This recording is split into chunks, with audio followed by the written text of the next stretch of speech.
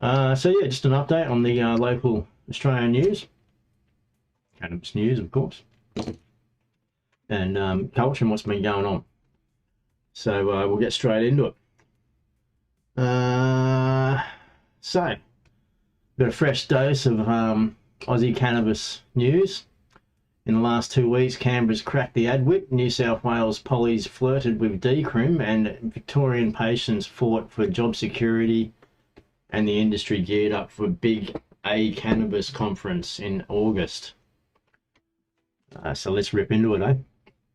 Okay, so the federal firestorm, TGA versus big media, not big pharma. It's the other way around, big pharma versus big media. So kind of both TGAs. That's all right. Big pharma, isn't it? I suppose, overlooks it. All right, so first up, federal regulators have stomped on what they call miracle, bit of a tongue twister on me, sorry, miracle cure clickbait. The Therapeutic Goods Administration is suing Mamma Mia News Corp's News Life Media and PR firm Straight Up, that's the company, Straight Up, for allegedly running patient testimonials strictly banned under the Therapeutic Goods Act, which is for, I think, most drugs and things, prescription drugs. Not just cannabis, that's not anything toward the not being biased, I guess. We can do it further. The TGA's case landed in the federal court on the 24th of June and could slug the outlets millions if they lose. So why so heavy? Because the ads blurred sponsored puff with medical advice and no-go zone for Schedule 8 plant meds. So that is the case, so if they were pushing that, that's going to be a bit of a problem there. I know plenty that haven't been, and they've been playing by the rules. There's a video the other day where he's touched on this and basically touched on the main reason that this has come about, to be honest, which we'll come back to in another video. So anyone's spruiking cannabis like it's a beauty serum brace for, you're gonna get some penalties because, like I say, it's not allowed. And this sets a nationwide precedent, and the hearing timetable neatly collides with August cannabis conference, where the TGA says it will unveil tougher ad guidance. So that's one we're going to be looking for, I suppose. So stay tuned for here, obviously, and the cannabis conference where they're going to unleash. Prescribing on opioid rules, so that's where it's moved to. The TGA's legal swing is only half the crackdown. APRA and the national boards just dropped new clinical guidance telling docs to treat medical cannabis no different to opioids. We'll reference. I'll pull up some articles after we finish going through this, rather than pull them up as we go. So I'll pull up one about this one, the opioids there. So they've been told medical cannabis is no different to opioids by APRA and the national boards.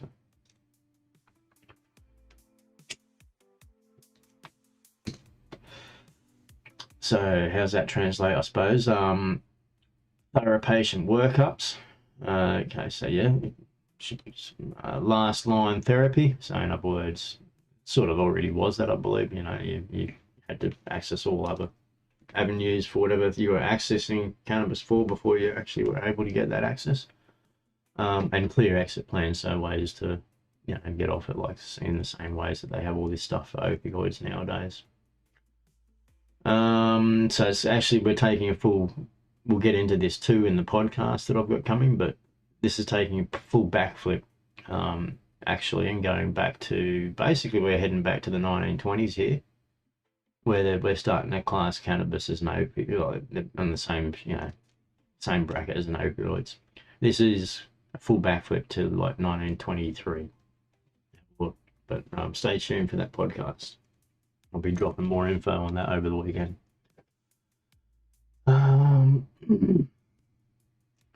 So it's a response to the spikes in cannabis-induced psychosis, apparently flagged by emergency rooms, particularly in Queensland. So there's basically, they're saying this is linked to the cannabis, they reckon, but from what we've seen before, with when you have a look at psychosis and mental illnesses, no clear indication with or correlation with increased cannabis use. Is actually a direct correlation with the increase in population, though, which we are getting some big population spikes. So I can't see how this isn't, again, in correlation with that and not the other. Anyway, it's easy to point fingers at cannabis, as we've seen, and they always do. So basically in Queensland, they had 167,000 high THC, it's not high dose, high THC scripts that have been prescribed, and they reckon psych episodes have been rising, but so has Queensland's population. So let's look into that deeper later.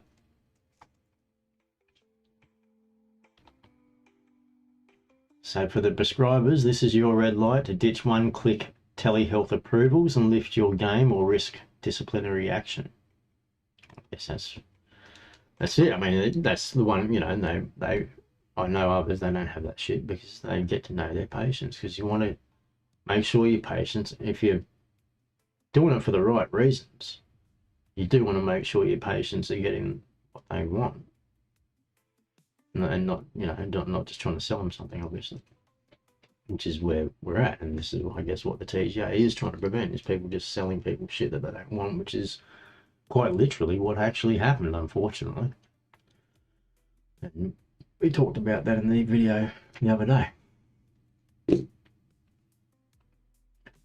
On the upside, we do have, Australians are warming more to legal cannabis, and public mood, is far different to what we're seeing coming out of the TGA and others there in APRA, like in their turn to go back to the 1920s and treat it as an opioid. Like I say, stay tuned, because that's in the history of cannabis, but we've already been down this track and we've seen where it led before, haven't we? So I don't know why they're trying to backtrack so much by another 100 years, literally. Why you want to go back a century, boys and girls? What is wrong with you? Have a look at your history, because we've done this. You've already tried to class it as opioids and shit before, and made it all stupid. Why don't you just leave it alone? Make it, legalize it across the board, just make it recreational, a whole lot, and then you just don't have to fucking worry about it. Alright, public mood, like I say, couldn't be more different. Roy Morgan now clocks 48% of Australians in favour of legalising the herb, up 15 points since 2015, with support topping 65% among under 35. So it's usually that age group, I suppose. I remember when I was in that, it was quite high too. And it was about 54. Well, that is right, isn't it? It was around 54%. So that's, yeah, okay. So it has actually, that figure does sound correct to me from what I remember. At the same time, the AIHW's household survey shows 11.5% of us used cannabis in the past year. That's 2.5 million adults, and medical uptake keeps climbing, obviously. You say if you've got something like 50% of the country having used it, or being not used it, being happy with it being legalized. I can't see, and you got 11.5%. Like I said, we know how many people illegally smoke it, so and consume it. So there's no surprise that your medical uptake keeps rising, and that's because people are actually finding. A lot of people don't realise that they can access it. Actually, I think is what's happened. You do have them having discovered that here and there, I suppose, or people word of mouth, I guess, is where it mostly must come from, because, like you say, you don't really get the ads. All the ones that you do see, you may not actually know what they're for. Voters are chill, patients are growing, but regulators are squeezing. Classic policy paradox. Right. It's the same old story. Like I say, we're actually, it's quite literally a jump back to 1920s. Because you have a look, and that was the same time in the 1920s they were treating, well, that was where they decided to start classing cannabis as a opioid. And tomorrow night we're going to have a movie session and have a look at one more of those, or another one of those old cannabis black and whites, the matinee movies. I haven't decided exactly which one yet, but I think I know where I'm going. But it should be fun and related. Like I say, that's the only reason I mention it, because we're stepping back to that time, 1920s, when all those movies were made. And they may as well start producing movies like that. I mean, to be honest, if they're going to start treating it the same as opioids, when you start doing that, we're going to see more of these reefer madness movies and stuff coming out from the TGA and APRA now, or something like this, or mobs that they help fund, like, I don't know, previous fucking clown mob who were a total contradiction, which was the NCPIC. And fuck, they lost their fucking funding and had to fucking shut down, eh? Because they were biggest hypocrites ever, actually, really, when it comes to that kind of setup that they had going. The Howard government actually brought that in. It was the biggest bullshit you ever seen, the NCPIC. Thank fuck that, and that's why they're gone. That's why they had their funding cancelled, because they were exposed. We'll dive deeper into that one on another day. We'll go back in time and have a look at the NCPIC and the damage they did, and then what they tried to pull, which lost them their funding.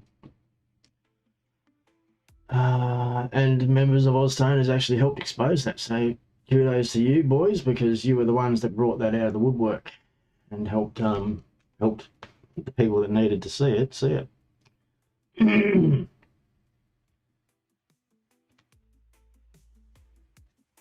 All right, so back to the news. What do we got? So New South Wales, we've got a bit of a step up, and we talked about this where we're looking at the decrim, so fines, not handcuffs. Down in Macquarie Street, a cross-party inquiry has told Premier Minns to decriminalise personal use and map a regulated market. No. The 420-page report, appropriately, I guess, landed 27th June, backed by Labor, Liberal, Greens and crossbench MPs. It's as bipartisan as Aussie weed politics gets, so that's pretty fucking good. But decriminalisation is great, but it needs to be further than that. It needs to be legalisation, not for personal use. Legalisation for personal use, please. It's only going to cause a lot more paperwork and fucking around, really. Wouldn't the licensing system or something like that for a person, like people who want to grow or something, I don't know, or maybe a licensing system for personal use? You know, if you want it, isn't that going to be a better way to generate income? That's a fair licensing system. Maybe one that's also subsidised for those that need it. They're already doing it here and there anyway. Won't go into that, as that's part of the issues going on in the background, the advertising and apparatus. So Cabinet now has 6 months to respond. If Minns ignores it, he'll look out of touch with that Roy Morgan sentiment. I don't think he really gives a fuck if he does, though, to be honest, because he's already proven to sort of be a bit of a backfoot, and I believe he is quite anti, I recall correctly, but anyway, well, don't quote me on that.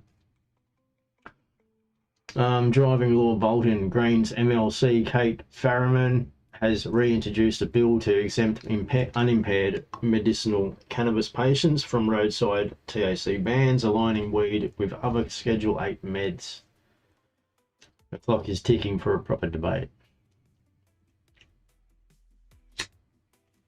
Yeah, well, we've been arguing about that one for a while, haven't we? I believe other patients on other drugs can drive. Well, on opiates and things. Don't want to put them in the same class because they're actually not, and we know this. But anyway, if you can drive on fucking opiates, you can drive on weed. Especially if you're a patient, like if you're a daily user. Especially, we know that. I can't believe we're stepping back a century.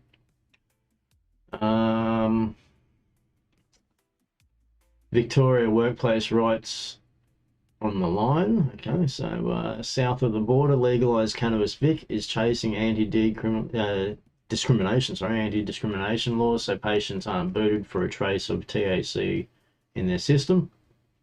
In the random workplace test, which I agreed, because as we know, that doesn't necessarily mean they're stoned. Remember, Victoria already reformed driving laws in March, and we did touch on that a few weeks ago or something. Plus, no impairment. Basically said that they've changed their laws already, that no impairment equals legitimate road use. The party wants the same logic at work. Obviously, it makes sense. We want this everywhere. The unions are whispering support, business lobbies less so. The bill will surface right after the winter recess. Keep eyes peeled on that one. Let's step back and have a quick look at this Queensland psychosis alarm bells. So up north, the AMA Queensland and APRA released a joint note warning of psychosis clusters in young men prescribed high THC flower. Incidentally, too, I do believe that one particular case in general that's caused a lot of problems, the gentleman was actually in Queensland. And I did talk about him the other day.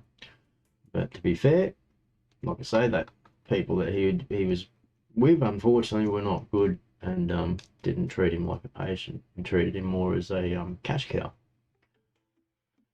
And now I guess they're going to pay the price. And unfortunately, it caused a lot of trouble for everyone else. And maybe a bit of a knee-jerk reaction too, as we're saying, like I say, we're seeing a knee-jerk reaction because they're actually prepared to take it back to the point where they're saying, well, this is the same as opiates, that was like 1923 or 24 or some shit. 25 maybe. Podcast is coming, stay tuned. First episode should actually drop by the end of the weekend, and it will be across Spotify and podcast on YouTube, of course, and others, and Patreon. That's actually where I drop it from, where it ends up going to the most of them.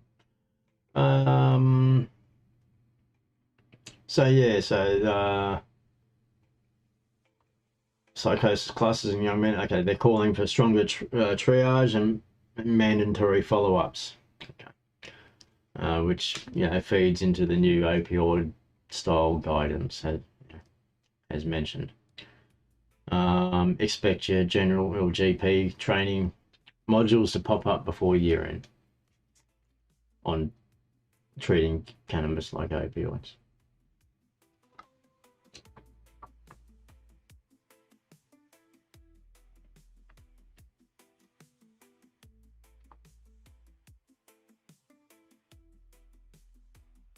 Not sure if that one's actually relevant. It might have been a bit of a mix up there from something else I was looking at, so I might skip over that part. Do I have my reference available? Just skip over that because that's not really relevant for this one. I believe those are actually meant to take that out. Oh, that is when I think about it, because we are still looking at that.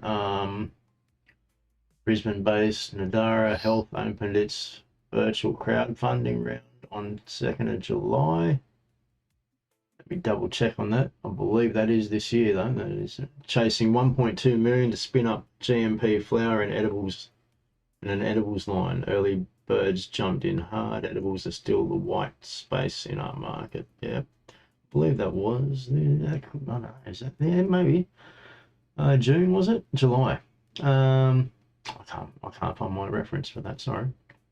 Okay, we'll skip past that. I'll come back to that if it's important. I don't think it is actually, because it looks like it's been a bit of a mix-up with some of my notes. Sorry. All right. 7 News. That's the old one too. Yeah, I had a little bit of mix up here, but I had a little bit of old news mixed in. I did mention this the other day too. Sorry, I forgot to take it out.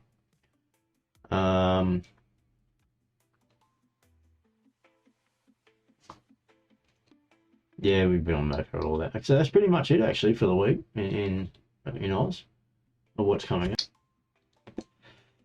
I guess the biggest thing that is actually coming is that Cannabis conference, which is in August, 11th till the 13th of August. So yeah, circle 11 till 13 in August. This, coming. Cannabis hits Crown Promenade, Melbourne Advisory and Compliance Day on the Monday. So there you go. That's what that's all about. This is where we'll see just how hard they're going to treat it like opiates and nicotine, tobacco. Then 2 days of exhibition and panels. Yay. All right, the TGA's much trialled advertising guidance draft will drop there, so that's where we'll see exactly how far back in time we're going to step with the TGA and their push for cannabis as an opioid. Stay tuned for that podcast because it's coming. I believe we cover that actually in the second episode. But yeah, the first episode is going to drop end of the week. End of the weekend. Second episode will drop during the week, so stay tuned for that one in between the live shows.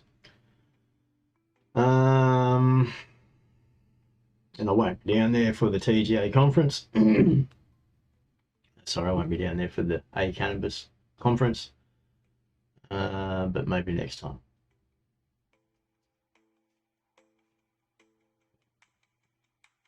And there's also some whispers of a, the import quota being discussed and maybe,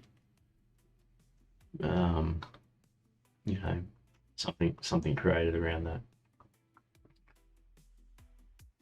So in the next 30 days, I reckon New South Wales Cabinet will partially back that decrim.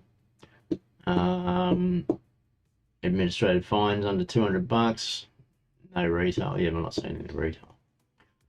Not yet, but not yet.